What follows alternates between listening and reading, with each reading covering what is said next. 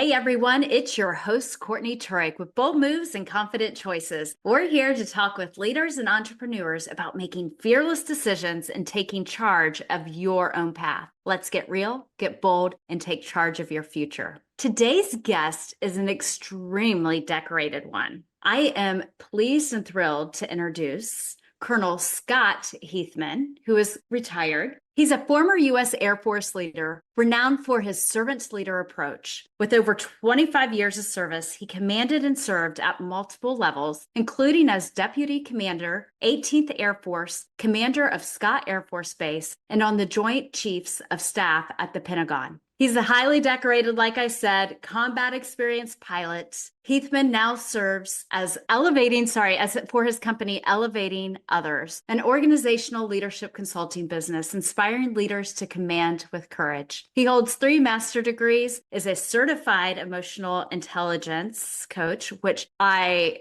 completely admire and huge fan of. And he is a adjunct facility member at the University of Missouri. So elevating others is his passion and his joy. So I'm going to stop talking and pass this over to Scott to really shed some more light. Hi, Scott. Hey, Courtney, how are you today? I'm fantastic. How about yourself? Oh, I'm doing great. It's a little rainy today, but you know what? I'll take it. We need it. That's what we have to say now. We need the rain, right? Yes, yes. Well, again, so happy that you're here with us today. You have such a tremendous background and experience of all sorts of things, Scott. Why don't you start with us just sharing a little bit about your background and bring us where you are today? And then we'll start diving into really that big, bold moment for yourself that really catapulted you professionally or personally. Yeah, So sure. I grew up in Minnesota, and as a young kid, I wanted to fly airplanes, like from a very, very young age, like around age 3. Because what did it for me, that spark was Star Wars. When that movie came out, I was like, how do I do that? How do I go fly those things? And pretty much chase that dream.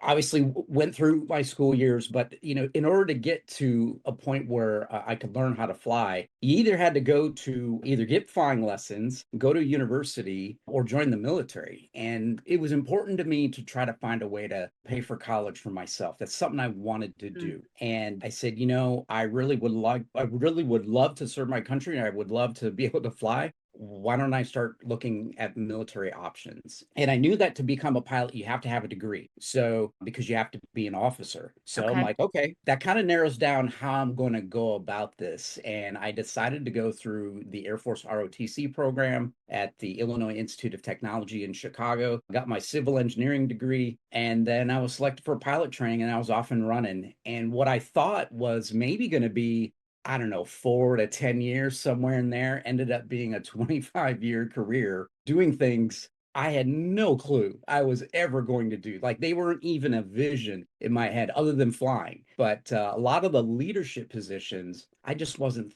thinking about, the levels that I would reach and the thousands of people that I would actually be leading. And, when I think back to that, I'm like, wow, that was a 25-year career. That was pretty amazing. And a lot of things I'm very proud of. But I'm still on my leadership journey as I started my leadership consulting business. And not only am I in a space where I get to continue learning about leadership, which I absolutely love, I get to help others. And I spent a lot of time trying to figure out, well, who am I after I leave the military? And I said, I am someone who loves elevating others. And so that became the name of the company. And that's what I do now. And I am looking for my next client anywhere I can find them, because there are just so many folks and organizations out there that could just use some help.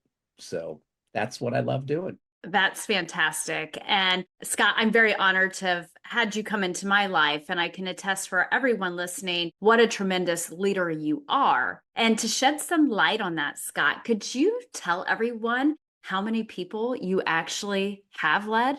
Yeah, it still kind of shocks me when I think about it. And I don't think my parents believe me either. But, it's been small teams from about 3 people. I flew big airplanes like airlift, cargo planes, and tanker planes. So we'd have a crew of 3. So at the smallest, I'd say I'd led a team of 3. But at the largest portion, my last job when I was the deputy commander of 18th Air Force, we had a number of Air Force bases that fell underneath us. So that number was right around 36,000.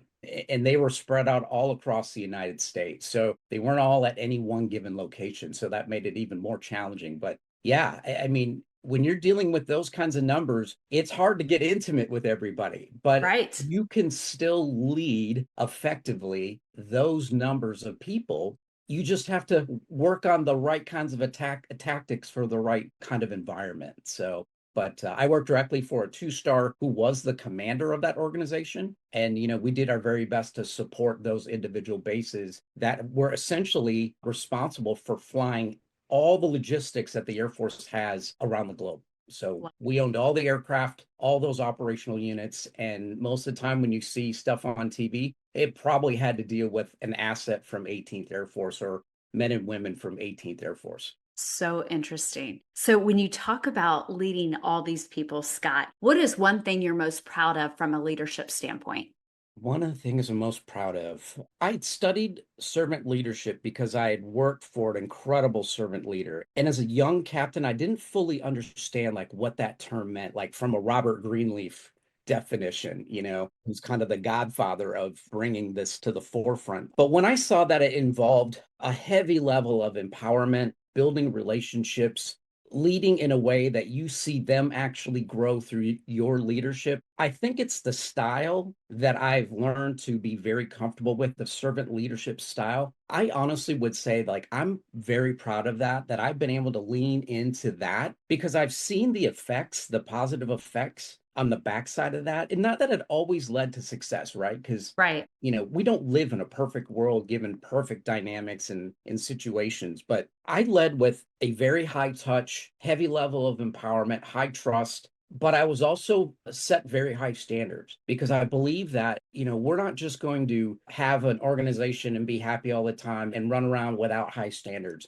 I believe in being a championship team. And in order to do that, we all have to be bought into that. So I think that through the combination of my servant leadership style, equate that with kind of a people first mentality, yet a really good, I would say, instinct for growth and development. I've been able to really shape organizational cultures in a way that we could all get more than we ever asked for, or we could all do more than we ever thought we could do. And I often just get to sit back and watch, especially leading teams of 36,000 or 14,000 or 3,000. I get to sit back and watch, but when you see those aha moments, you're like, holy Mhm. crap, we did it. Like they did it. They figured it out. And it oftentimes took some struggle, but they did it. And when you get to kind of sit back and see that as a leader, or you see a project come to fruition, you're just like, man, what else can we do? So you're always looking for the next challenge. But I think those are some of my most proud moments in leadership. So, I love it. So, now I'm going to ask on the flip side, what was your okay. biggest challenge as a leader?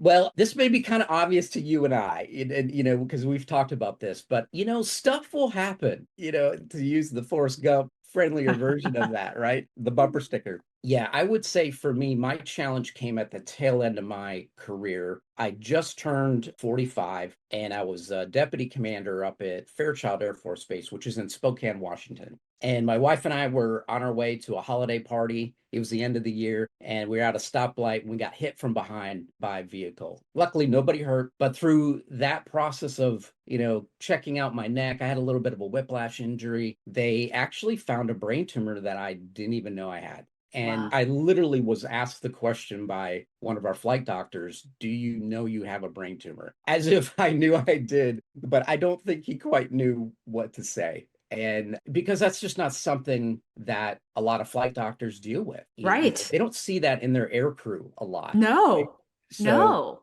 especially something that we didn't know was there because it was of a pretty significant size. I mean, it was a little bit smaller than a ping pong ball, but in your head, that's huge. No kidding.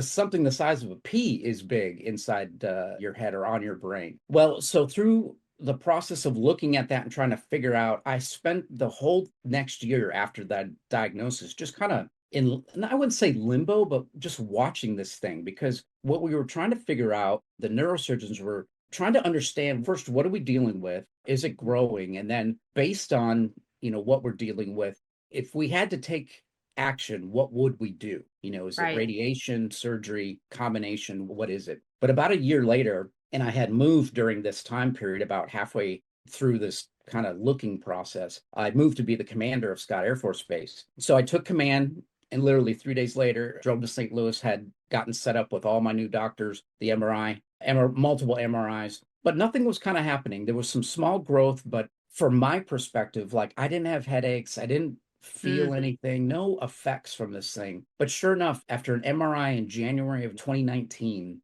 or excuse me, 2020, things started to change. I started to walk with a limp, like a very slight limp, but my team had noticed it in me, and my face went a little bit numb on this side, which makes sense because it was kind of more on the lower left side of my brain. Okay. So I called the neurosurgeon and I said, "Hey, this is what I'm feeling." And he said, Scott, I think we need to do something quick. And quick isn't tomorrow, but within the month. And that's what happened. We ended up, both getting together and talking again. And I said, well, I'd like to go through surgery and then we'll go from there, because it was important for me to get the pathology on this thing to understand what are we dealing with, and Right. then get it out, get Toby out. Toby. Toby was the name I gave it. Yeah. And I named him after the HR rep from the show The Office, My Toby, gosh. because Michael Scott just treats him like crap and he wants him gone. And I was like, it's kind of how I Hilarious. feel right now. So you got to have humor with these things. So that's what we did. About a month later, in February of 2020, I had a 10-hour surgery. They removed about 85% of it, a good portion of it. They couldn't get it all because of the location. Very difficult to operate kind of underneath at the base of the brain. But I knew that once I got healed up to a point, they were going to follow up with radiation treatments to get the rest. Okay. So, but when I woke up, the challenge there was I couldn't walk hardly at all, without the aid of a walker. I couldn't really talk, very slurred speech. I have a little bit now that I can sense, but most people, they don't sense it anymore. I couldn't see my vision. I had really bad double vision because my eyes were kind of looking in different directions. I couldn't stand because my balance was off. So I spent the next 4 months kind of dealing with all of that and hanging out with my therapy team, whether it was occupational, physical, speech, mindful therapy, whatever it took. They told me it might take up to a year to kind of get back to a new normal. And I ended up getting back into my job because I had to obviously come out of the job. My deputy took command of the base or the wing. And then in about 4 months, I was good enough, I felt, to go back to work, and I could pass my fitness test. I could run again. It just took a ton of work though. But Incredible. I wanted my job back, and that's just the Yeah. way I kind of looked at it. So yeah, 4 months later, walked back into the job and said, well, what's this pandemic everybody's talking about? I mean, challenge number two. So that was not only trying to figure out how to operate, but also lead a wing, an organization through a pandemic on top of that. So those were some challenging years for me. I would say those are some big challenges. And thank you for sharing about Toby and all Yeah. you went through with that. Did you find that was it a dark time, or how did you keep yourself lifted and moving forward through this Yeah. process?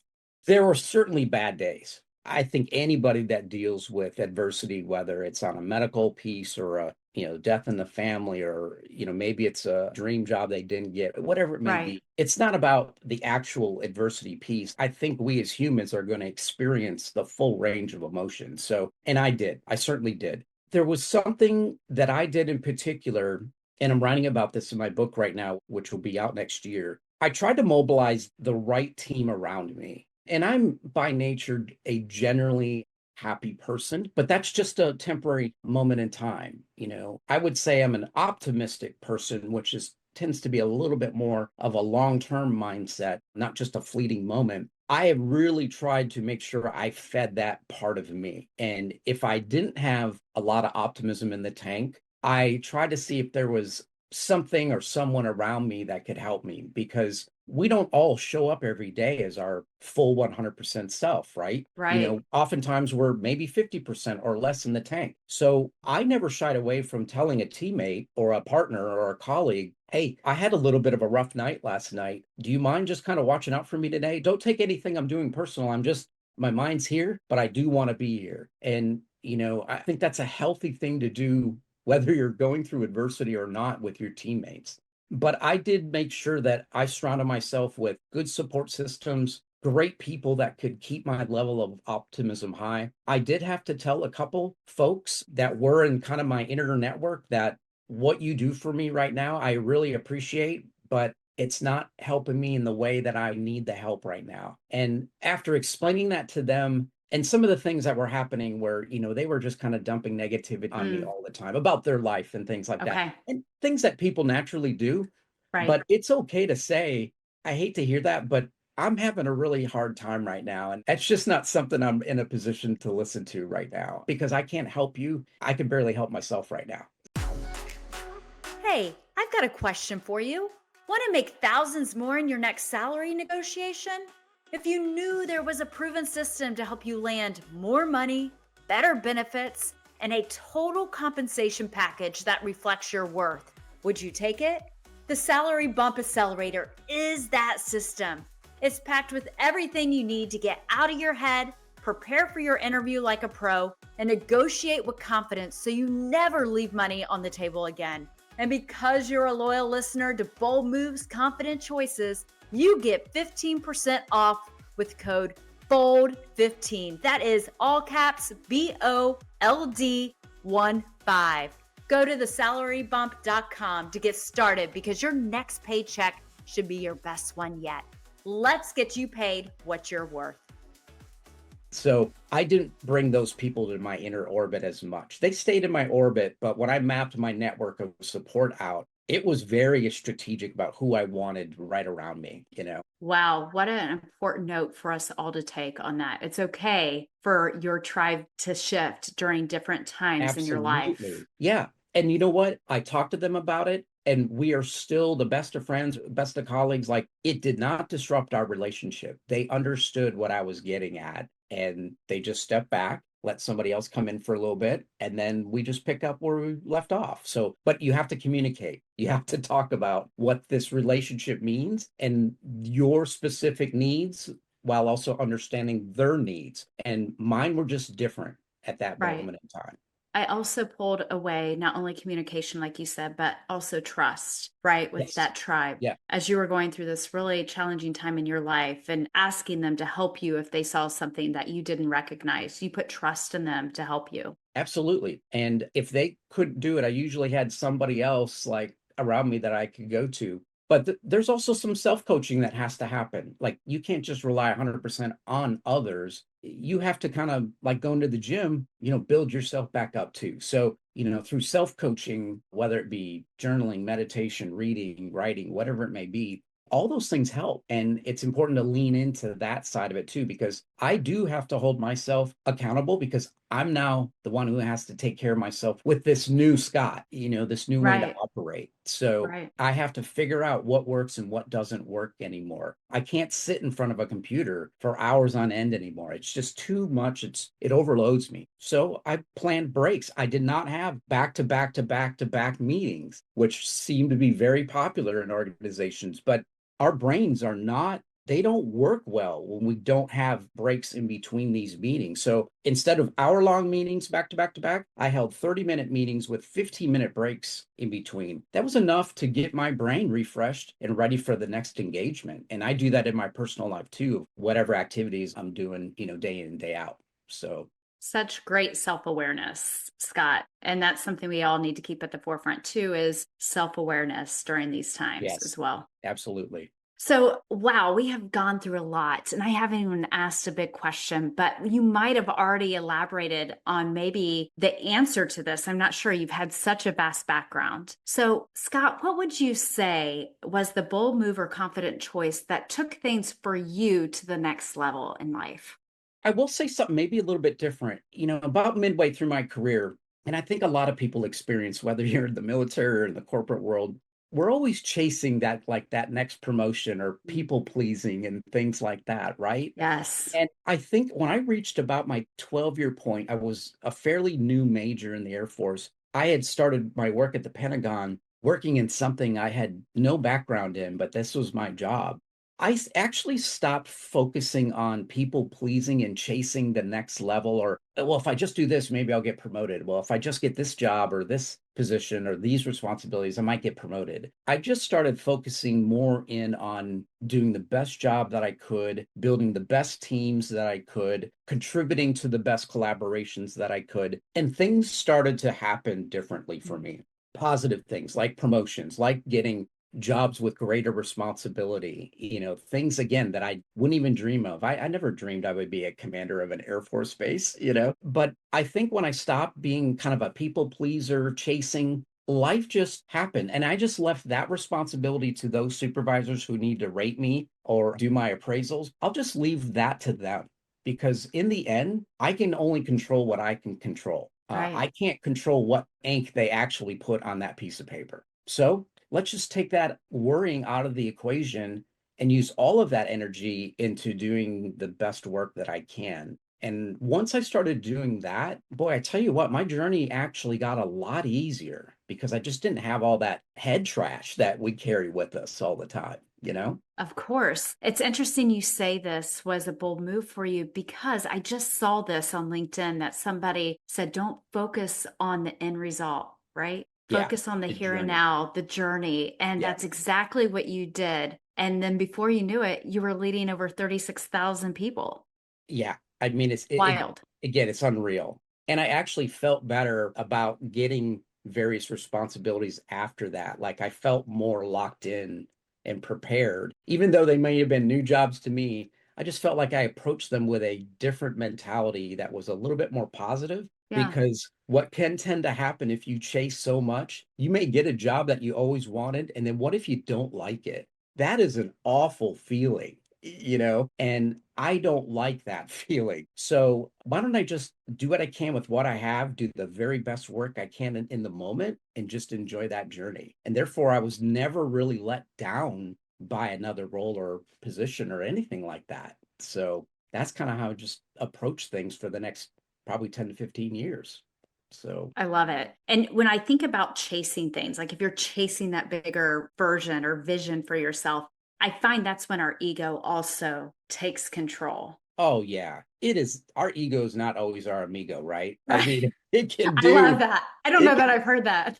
I think I heard that from a woman named Cy Wakeman, who I highly recommend her books. She is an incredible reality-based leader. But yeah, I mean, the voice is talking all the time. It is not always our amigo. Sometimes we have to say, oh, look, I hear you, but I'm going this direction, Right. and it comes back to self-awareness, which I think is the foundation of all great leaders is having a good sense of yourself first, making sure you understand the clues about you that your body gives off, your emotions give off, that you see reflected from other people. It starts there. And then we move into that kind of, well, how do you control your self-talk? I think that's where we have that interaction with our ego. What are you depositing and what are you listening to? Because again, the output is our behaviors, and we got to really be mindful of those things and intentional about them. Right. Scott, you have taken us on this amazing journey from being a little boy, seeing himself as a pilot, to having a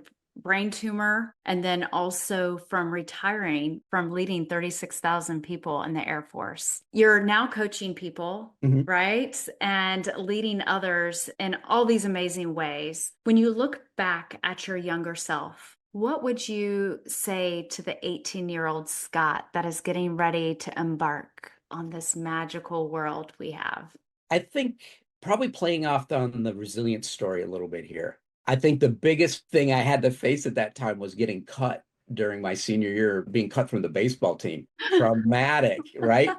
But I think what I would say to people is, or at least to myself, is I think the gift of resilience is the key that unlocks potential. And there's so much to be learned, regardless of what the resilience is. And again, I'm not into comparing scars with people because one, it's not helpful. And two, you don't learn anything through that. It's actually going through and developing that grit. And what did it take to get through that? What did it take to deal with the bad days, like you asked? Right. I think when you go through resilience, experience resilience, don't shy away from adversity if there is a challenge ahead and take it head on and learn something. Again, I think there's so much that can happen in your own potential or the potential of others that to me, the sky's the limit after that. And that's how you build resilience is actually going through adversity and learning. So if you haven't been tested, learn through others, read their stories, listen to their talks, surround yourself with that sort of mentality of what did they learn so that you can be better prepared